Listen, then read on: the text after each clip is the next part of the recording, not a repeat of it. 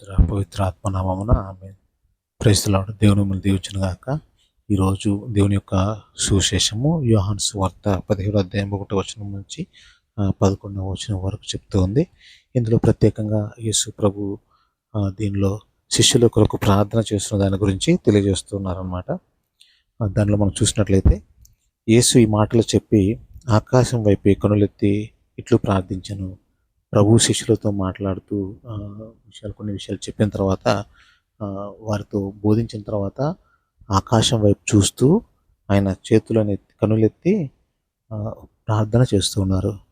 యేసు ప్రభు ఎవరి కోసం ప్రార్థన చేస్తూ ఉన్నారంటే శిష్యుల కోసము యేసు ప్రభు ప్రార్థన చేస్తూ ఉన్నారు. తండ్రి, నా గడియ వచ్చినది.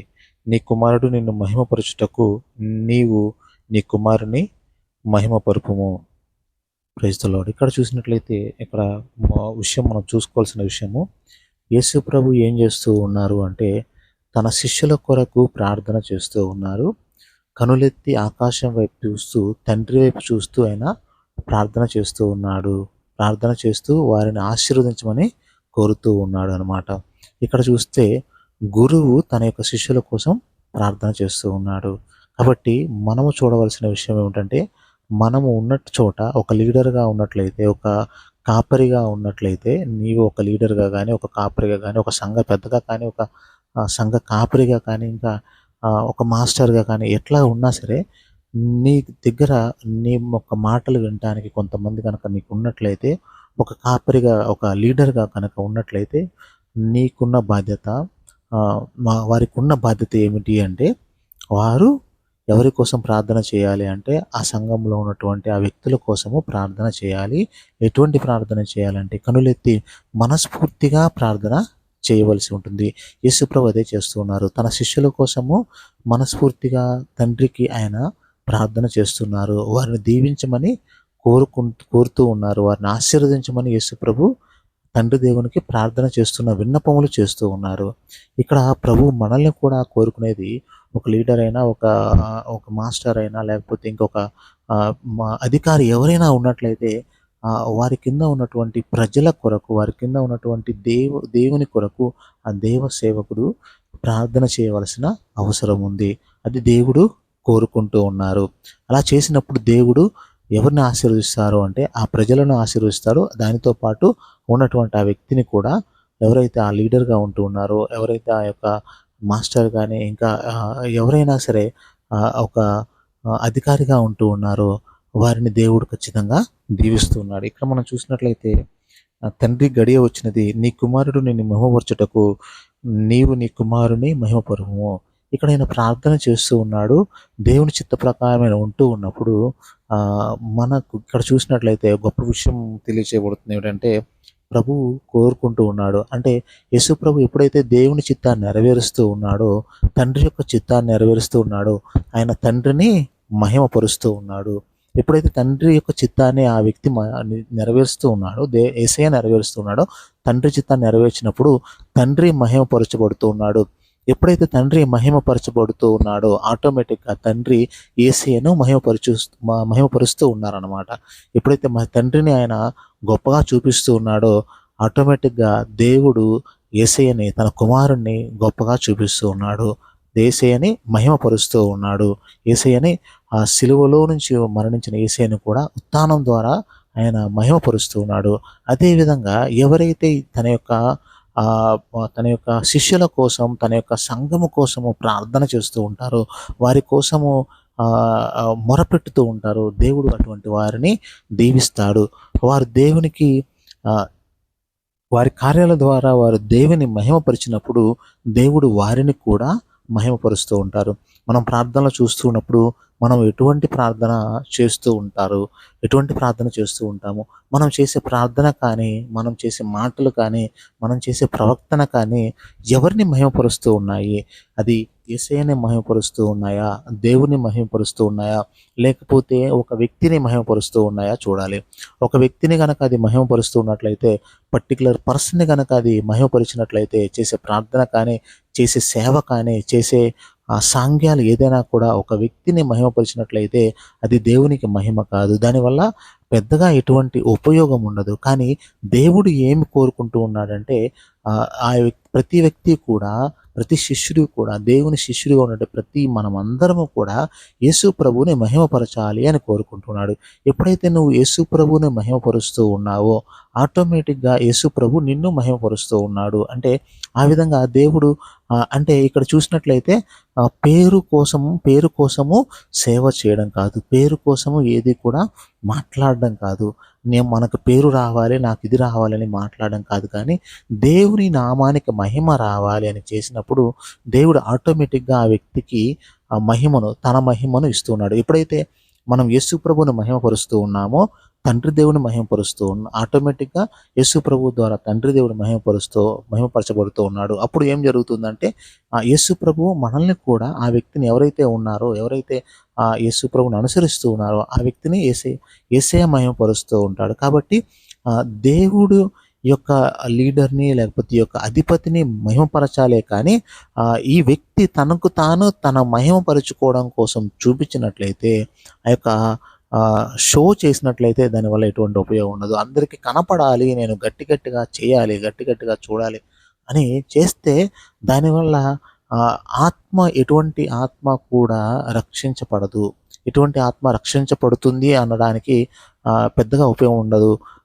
అటువంటి ఆస్కారము జరగదు. కానీ ఎప్పుడైతే దేవుని మహిమపరచడానికి మనస్ఫూర్తిగా ప్రార్థన చేస్తూ ఉంటారో వారిని దేవుడు మహిమపరుస్తూ ఉన్నాడు.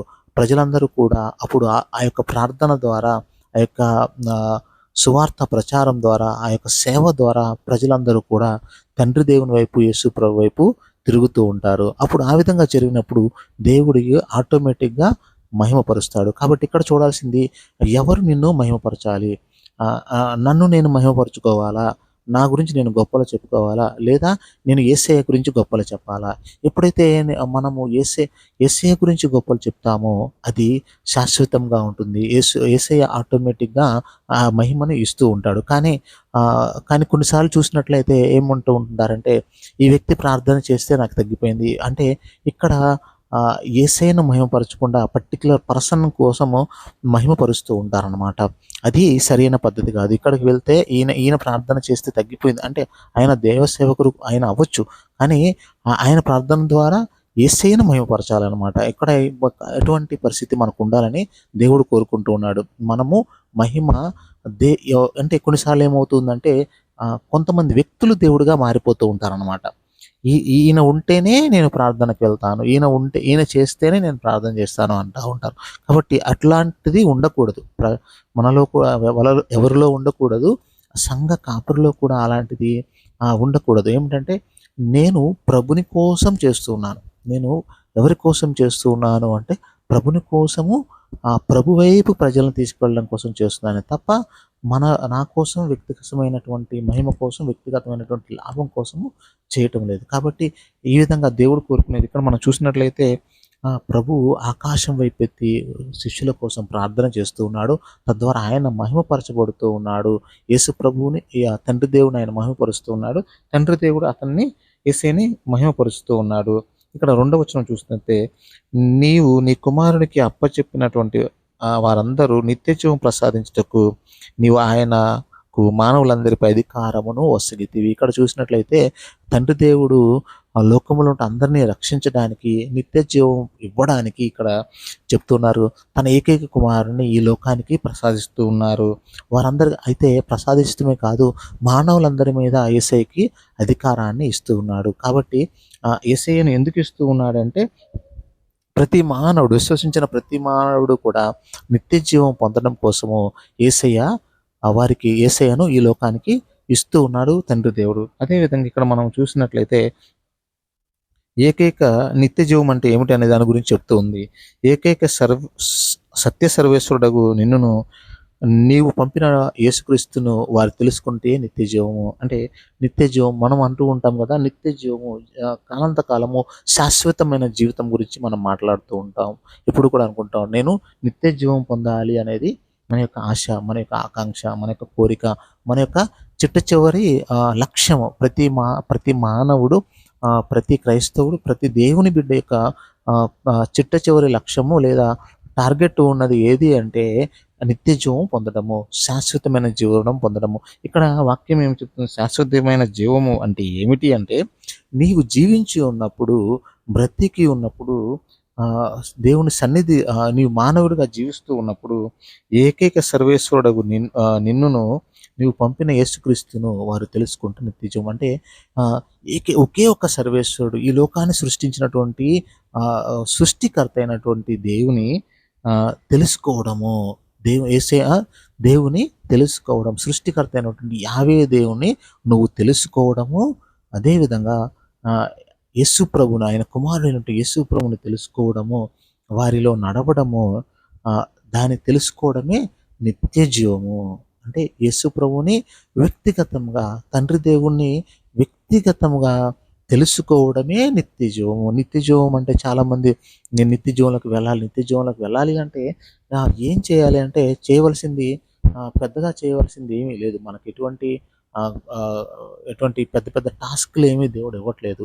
ఏమని ఇస్తూ ఒకే ఒక టాస్క్ ఏంటంటే, ఒకే ఒక పని దేవుడు చెప్తున్నది ఏమిటంటే, తండ్రి దేవుని నువ్వు తెలుసుకోవాలి, యేసు ప్రభుని తెలుసుకోవడమే నిత్య జీవం. అంటే వ్యక్తిగతంగా తెలుసుకోవడము, ఆయనలో ఐక్యం అవడము, ఆయనలో ప్రార్థన చేయడము, యేసయ్యకు ప్రార్థన చేయడము, యేసయ్య చెప్పే ప్రతి మాటను కూడా తెలుసుకోవడము, దాని గురించి ఆలోచించడము, ఆ యొక్క ఆశలో ఉండడం అనేది నిత్య జీవము. ఆ విధంగా ఎప్పుడైతే యేసు ప్రభుని వ్యక్తిగతంగా, తండ్రి దేవుని వ్యక్తిగతంగా దేవుని తెలుసుకుంటూ ఉన్నామో, ఆయన ప్రేమను అనుభవిస్తూ ఉన్నామో, అప్పుడు మనము నిత్య జీవంలోకి వెళుతూ ఉన్నాం అన్నమాట. కాబట్టి మనము తెలుసుకోవాల్సింది ఏమిటంటే, మనం నిత్య జీవం పొందటం అంటే, అయితే అని తెలుసుకోవడం అంటే ఏ విధంగా తెలుసుకుంటాం? తండ్రి దేవుని కానీ యేసు ప్రభువుని తెలుసుకోవడం అనేది, వారిలో నడవడం అనేది ఏ విధంగా చేస్తూ ఉంటే రెండు విషయాల్లో ఉంటుంది. మనం దీనికి పెద్దగా మనం చెప్పవలసిన, సింపుల్గా చెప్పేది ఏంటంటే, యేసు ప్రభువుని కానీ తండ్రి దేవుని కానీ తెలుసుకోవడం అనేది కేవలం రెండు విషయాల్లో ఉంటుంది. ఒకటి,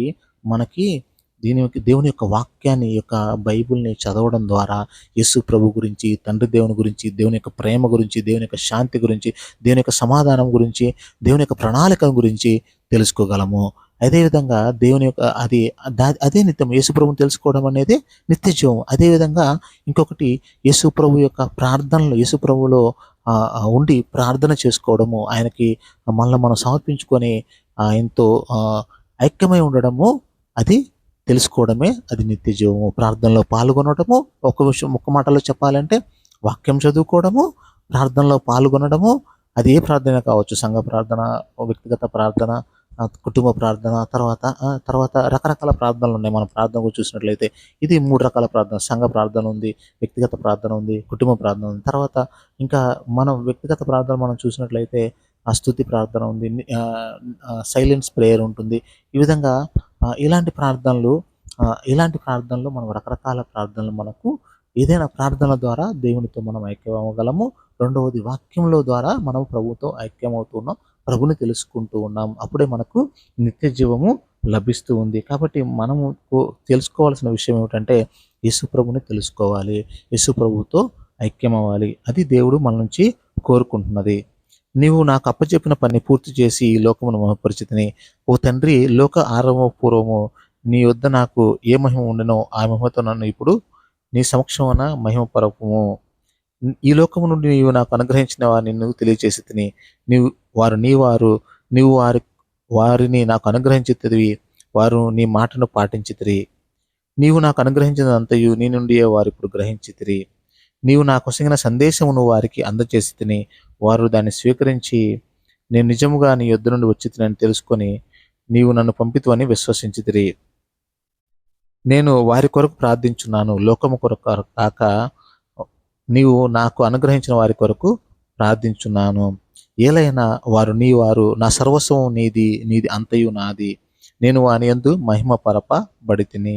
ఇక్కడ చక్కటి వాక్యం చాలా ఉంది, కానీ ఒక్క మాటలో చెప్పాలంటే ఇక్కడ ఇంకొక వాక్యం, మంచి వాక్యం ఇంకోటి ఏంటంటే, యేసు ప్రభు చెబుతూ ఉన్నాడు, నా సర్వస్వము నీది తండ్రి అని అంటున్నాడు. నీదంతయు నాది. యేసు ప్రభు సర్వస్వము కూడా ఎవరిది అంటే తండ్రి దేవునిది. తండ్రి దేవుని సర్వస్వం అంతా కూడా నాది అంటూ అన్నాడు. తండ్రి దేవుని అంతా కూడా నాది అంటున్నాడు. నేను వాని యందు మహిమపరచుతిని. కాబట్టి ఇక్కడ చూసినట్లయితే యేసు ప్రభువుకు ఉన్నటువంటి సర్వస్వము కూడా ఎవరిదవుతుందండి? తండ్రి దేవునిదవుతుంది. తండ్రి దేవునికి ఉన్నదంతా కూడా యేసు ప్రభువు అవుతుంది. అదేవిధంగా మనం ఎప్పుడైతే ప్రభుతో ఐక్యమవుతూ ఉన్నామో మనకున్నదంతా కూడా ప్రభువుకి అప్పచెప్పాలి. మనకున్నటువంటి ఆహ్, ఆహ్, మనకున్నటువంటి ఆస్తి, అంతస్తు, ఐశ్వర్యం కానీ ఏదైనా సరే, టాలెంట్ ఏదైనా కానీ ప్రభువుకి అప్పచెప్పాలి. అప్పుడు ప్రభువు అంతా కూడా ఆశీర్వాదం ఆయన మనకి ఇస్తూ ఉంటాడు. ఆ విధంగా మనకున్నది ఏది కూడా మనది కాదు. అంతా కూడా ప్రభు ఇచ్చిందే కాబట్టి ఆయనకు అప్పచెప్పాలని ప్రభువు కోరుకుంటున్నాడు. ఏది కూడా మనం పట్టుకొని కూర్చోకూడదు. మన ఇంటిలో కానీ, మన కుటుంబంలో కానీ మనకున్నదైనటువంటి ప్రతి ఒక్కటి కూడా యేసయ్య దేవుడు మనకు అనుగ్రహించిందే. అది దేవునికి మనము అప్పచెప్పవలసి ఉంది. అంటే దాన్ని మనము ప్రభుకి సమర్పించాలి. అప్పుడు దేవుడు ఆశీర్వాదం మనకి ఇస్తూ ఉన్నాడు. ఆ విధంగా మనము కూడా దేవునిలో మహిమపరచబడాలి అంటే మనకున్నదంతా కూడా దేవునికి అప్పచెప్పి వేయాల్సి ఉంటుంది. మన కుటుంబంలో ప్రతి ఒక్కటి కూడా ప్రభువుకి అప్పచెప్పాలి. అదేవిధంగా ఈ సమయంలో మనము ప్రార్థన చేసుకోవాల్సింది ఏమిటి అంటే, యేసయ్య ఏ విధంగా అయితే ఆహ్, ఆహ్, ఏ విధంగా అయితే నువ్వు ప్రభువుని మహిమపరుస్తూ ఉన్నావో నేను నిన్ను తెలుసుకొని నీ నీ యొక్క ప్రార్థన ద్వారా, వాక్యం ద్వారా తెలుసుకొని నిన్ను మహిమపరుస్తూ అదేవిధంగా తండ్రి దేవుని మహిమపరచాలని మనము ఆ విధంగా తెలుసుకోవాలి. ఆ విధంగా తెలుసుకొని నిత్య జీవంలోకి మనం వెళ్ళాలని కోరుకుందాం. దేవుడు అటువంటి నిత్య జీవం మనందరికీ దయచేయాలని కోరుకుంటూ, దేవుడు మనల్ని ఆశీర్వదించాలని కోరుకుంటూ, పితా, పుత్ర, పవిత్ర ఆత్మ నామమున ఆమేన్. Praise the lord.